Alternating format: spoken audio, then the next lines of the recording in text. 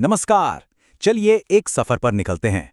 हम सब रोज डिजिटल दुनिया का इस्तेमाल करते हैं, पर क्या हम जानते हैं कि इसकी बुनियाद क्या है?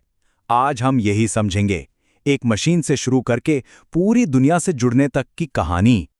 तो आज का हमारा सफर 5 हिस्सों में बटा होगा।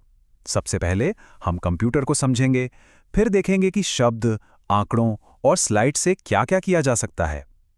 इसके बाद हम इंटरनेट की दुनिया में कदम रखेंगे, फिर सीखेंगे कि कैसे एक दूसरे से जुड़ें, और आखिर में बात करेंगे मॉडर्न टूल्स और ऑनलाइन सेफ्टी की।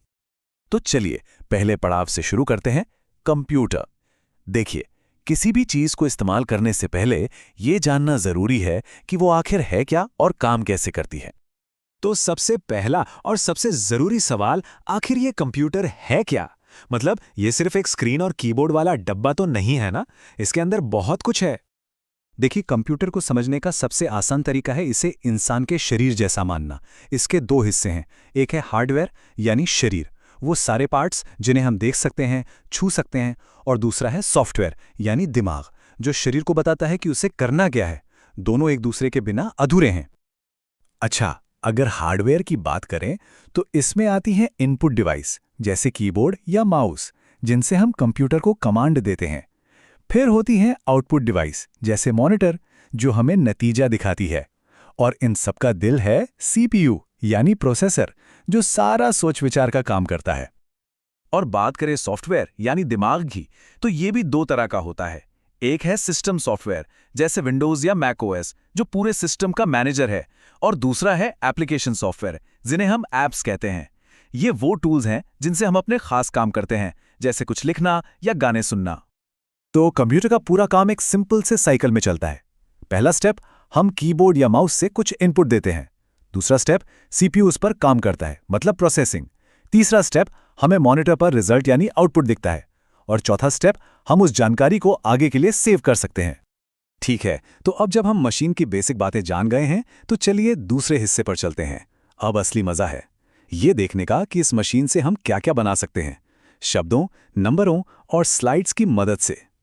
हमारे डिजिटल टूल बॉक्स में 3 सबसे पावरफुल औजार हैं। माइक्रोसॉफ्ट वर्ड का इस्तेमाल होता है डॉक्यूमेंट्स के लिए, जैसे चिट्ठियां या रिपोर्ट लिखने के लिए। माइक्रोसॉफ्ट एक्सेल है डेटा का जादूगर, इसमें बजट बनता है, डेटा को एनालाइज किया जाता है। और माइक्रोसॉफ्ट पावर पॉइंट है अपनी बात को तस्वीरों के जरिए पेश करने के लिए। और ये टूल्स हमारे रोज के कामों को बहुत आसान बना देते हैं। सोचिए, टेक्स्ट को बोल्ड या इटैलिक करना हो, टेबल या चार्ट बनाने हो, फॉर्मूले से फटाफट हिसाब लगाना हो, या फिर प्रेजेंटेशन में एनिमेशन डालकर उसे जानदार बनाना हो, ये सब कुछ बस कुछ क्लिक्स में हो जाता है। अभी तक हम एक मशीन की बात कर रहे थे, अब वक्त है उस एक मशीन से निकलकर करोड़ों मशीनों के एक विशाल जाल में कदम रखने का। हमारे सफर का तीसरा हिस्सा है इंटरनेट। तो ये इंटरनेट आखिर है क्या? आसान भाषा में कहें तो ये नेटवर्क का नेटवर्क है। मतलब कल्पना कीजिए कि दुनिया के सारे कंप्यूटर एक दूसरे से तारों और सिग्नल्स के जरिए जुड़ गए हैं। बस यही विशाल कनेक्शन इंटरनेट है। और इसी इंटरनेट पर जो जानकारी का महासागर है, उसे हम कहते हैं वर्ल्ड वाइड वेब यानी WWW। ये उन सभी वेबसाइट्स और वेब पेजों का कलेक्शन है जिन्हें हम इंटरनेट के जरिए देख सकते हैं।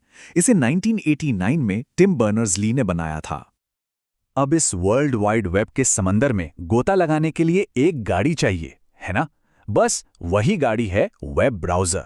ये एक ऐसा ऐप है जो वेबसाइट्स की कोडिंग को हमारे लिए एक सुंदर और पढ़ने लायक पेज में बदल देता है। और ऐसी कई गाड़ियां यानी ब्राउज़र्स मौजूद हैं। इनके नाम तो हम सबने सुने ही हैं, जैसे कि Google Chrome, Mozilla Firefox, Microsoft Edge, Apple safari और ओपेरा। तो अब हम दुनिया से तो जुड़ गए, लेकिन लोगों से कैसे जुड़ें? इंटरनेट का असली जादू तो इंसानों को जोड़ने में है।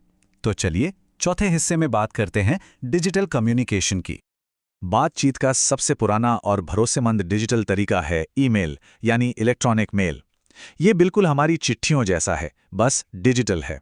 हर किसी का एक यूनिक पता होता है, जैसे username@domain.com। और ईमेल से हम क्या नहीं कर सकते?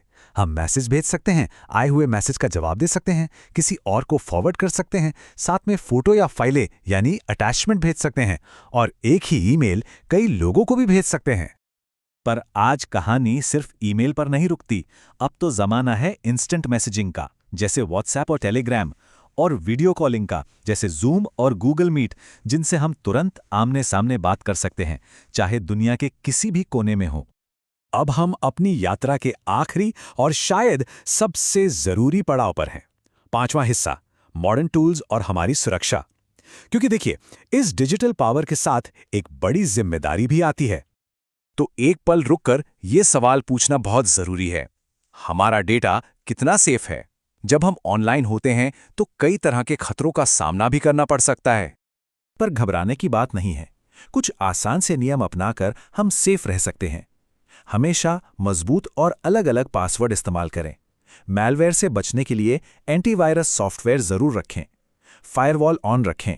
किसी भी अनजान ईमेल में आई फाइल को खोलने से पहले 100 बार सोचें। और हमेशा भरोसेमंद वेबसाइट से ही कुछ भी डाउनलोड करें। और इसी के साथ हमारा ये सफर पूरा होता है। देखिए, हमने एक मशीन को समझने से शुरुआत की, फिर उसके औजारों को चलाना सीखा और फिर पूरी दुनिया से सुरक्षित तरीके से जुड़ गए। ये सफर हमें एक ताकतवर डिजिटल नागरिक बनाता है। तो आखिर में बस एक सवाल, ये सारी ताकत अब हमारी उंगलियों पर है।